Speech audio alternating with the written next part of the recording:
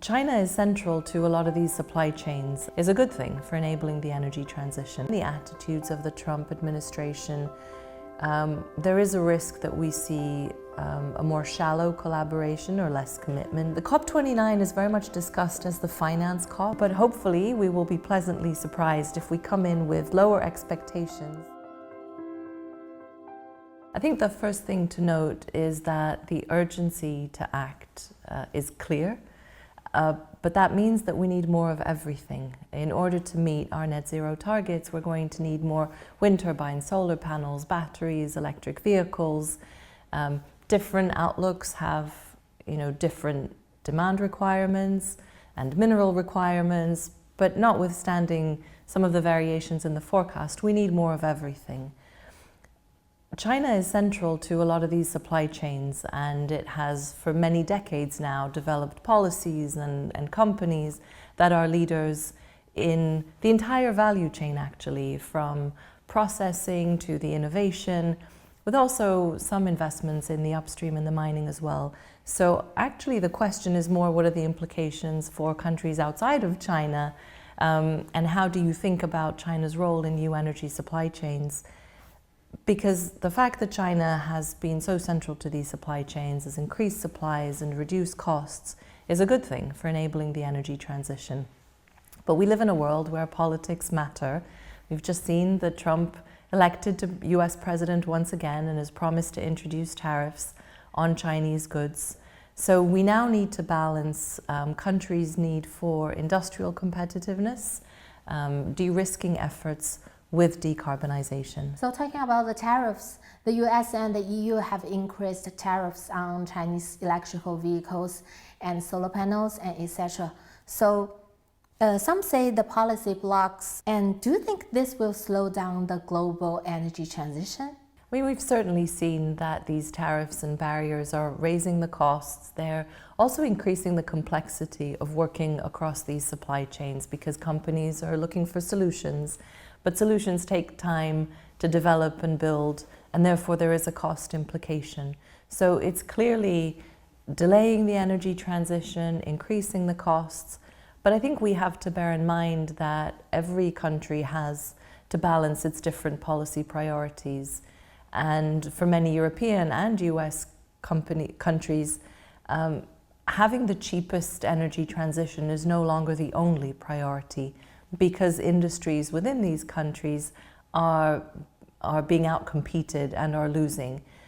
So these governments won't have the political and economic backing to pursue the energy transition if they can't somehow protect these industries. And I think the question now is how to balance these different policy priorities, the need to decarbonize quickly, but also the need to have some industrial activity and competitiveness in these home countries, and then how to engage with China while doing that. So what opportunities exist for enhanced climate collaborations between China and other countries? I think it's interesting also to distinguish a little bit between the policy rhetoric and the corporate realities. Policies are talking a lot about de-risking and really adding geopolitical and other economic and commercial barriers, but companies operate together in this space. And companies know very well that they have lots of Chinese peers and competitors that they interact with on a daily basis.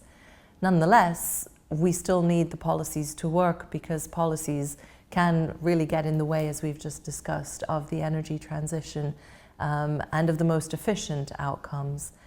I think there are a number of areas in which we can cooperate, going beyond what is desperately needed, and that's information sharing and understanding. But there's also a lot of collaboration that can take place on data reporting, because we need to understand these supply chains better. We need to understand the costs, the competitive pressures, the emissions footprint that they incur. And so for that, we need standards. We can also work together if working in China or in the EU or the US is complicated, as it is right now, then in third countries.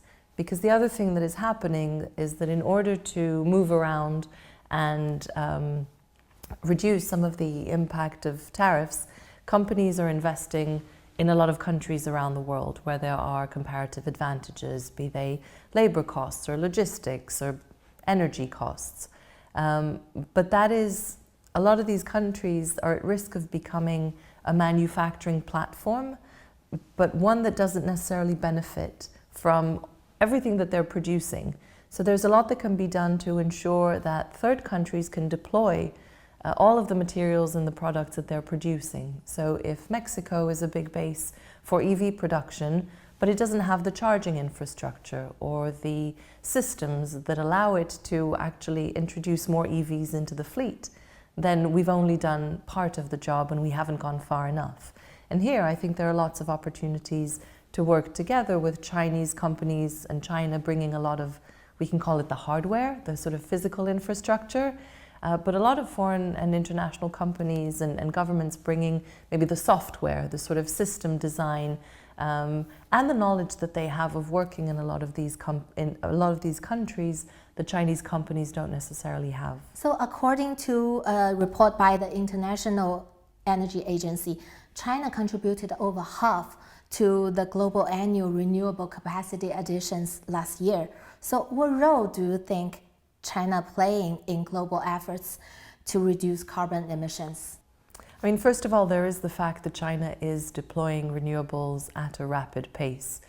That is helping reduce the share of coal in the energy mix and ultimately reduce emissions that come out of Chinese industrial processes, offset emissions in the transport sector, and that is already a massive contribution.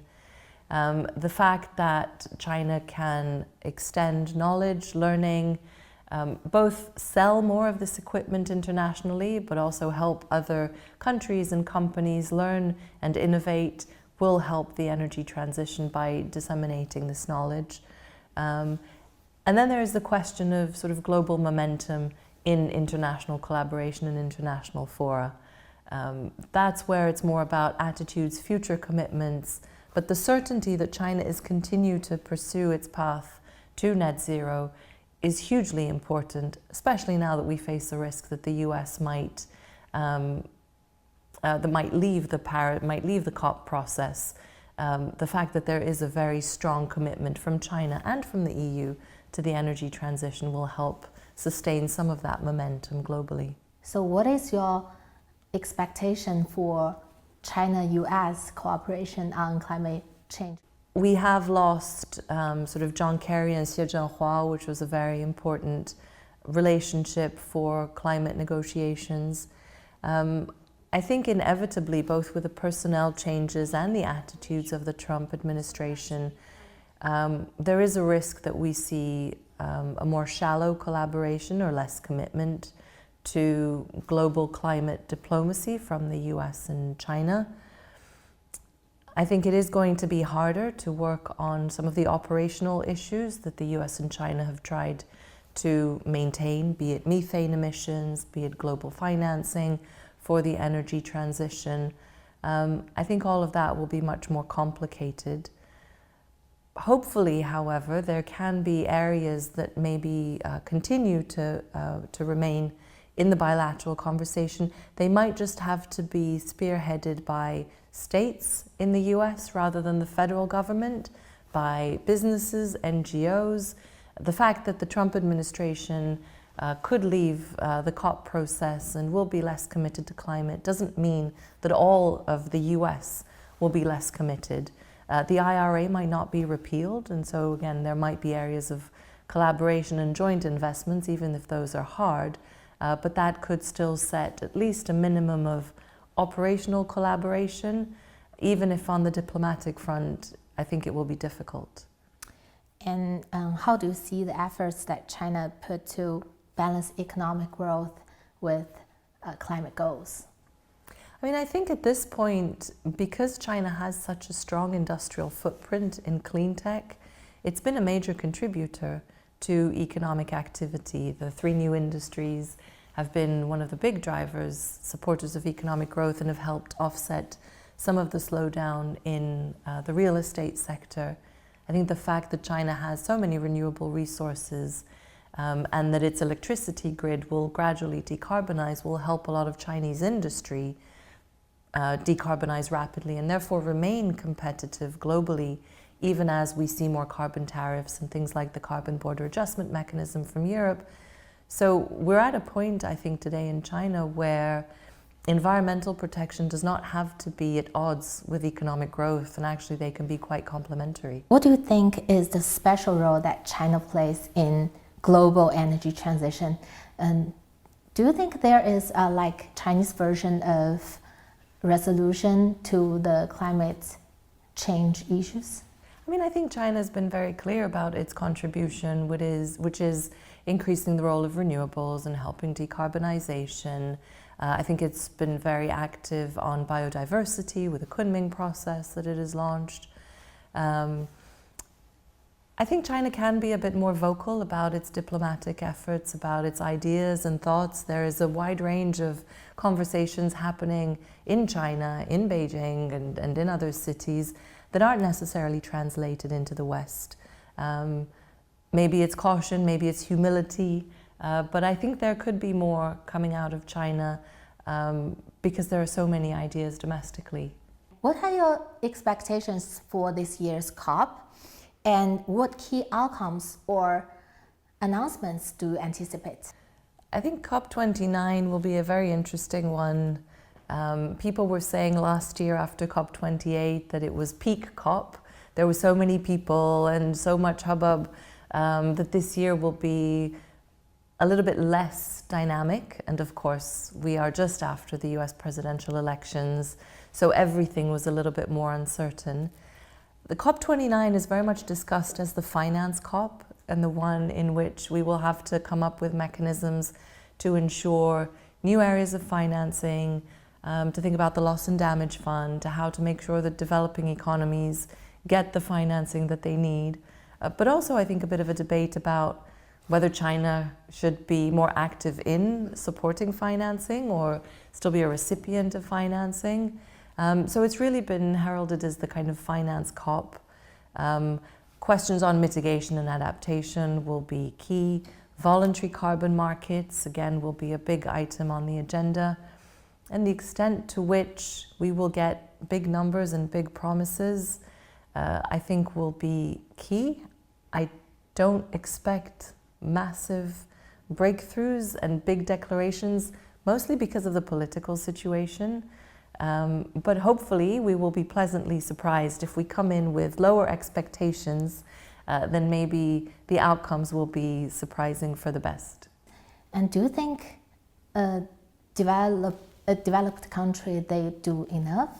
I think there's been certainly not enough. Certainly if you look at the financing side of things and the promises to have funding available to emerging economies, that has not been forthcoming. Not only is the funding not enough, but also the mechanism is taking a long time to develop. Now, I don't know if it's just because developed economies are not doing enough or because this is a multilateral system that takes a lot of work, a lot of negotiation to be acceptable for everyone. And there's also a disparity when you think about developed economies, both how they approach the energy transition and climate change domestically, internationally, and their own actions and commitments. Of course, the US has been a bit wavering in its commitment to funding and tackling climate change. The EU has been slightly more consistent in its approach. But then we've also had the reality of a very complicated few years with energy crises, with high prices, inflationary pressures, supply chain bottlenecks, and populations in the West being very worried about their economic sort of prosperity. And so climate change and the energy transition have unfortunately been lower on the priorities of a lot of governments. So I think the short answer is not enough. But also that there are differences when we think about developed countries in their approaches and also in their abilities to drive change. So after the Paris Agreement in 2015, the global efforts to keep the temperature rise within 1.5 degrees centigrade is the shared dream of many climate scientists. And 2 degrees centigrade is considered the red line. Why do you think these two temperatures are so significant? I think the reality remains and that we're falling short of those targets. We're nowhere near on track to limiting the global warming and the temperature rises that we're seeing. I think if anybody had any doubt, then what we've seen just over the past year with heat waves, floods, droughts, the typhoons, the floods in Spain just last week. But I think it is important to have a number at least and a target that everybody can try to work towards, that is of course backed by a lot of science and research, but something that people can be ambitious about and can think about, and again combine efforts and try and work towards. Because if you sort of said, well, we just need to lower it, we just need it to be a bit lower and a bit better, then already you have a lot of wiggle room within that, and not enough ambition will only cost us more in terms of the real impacts on our daily lives.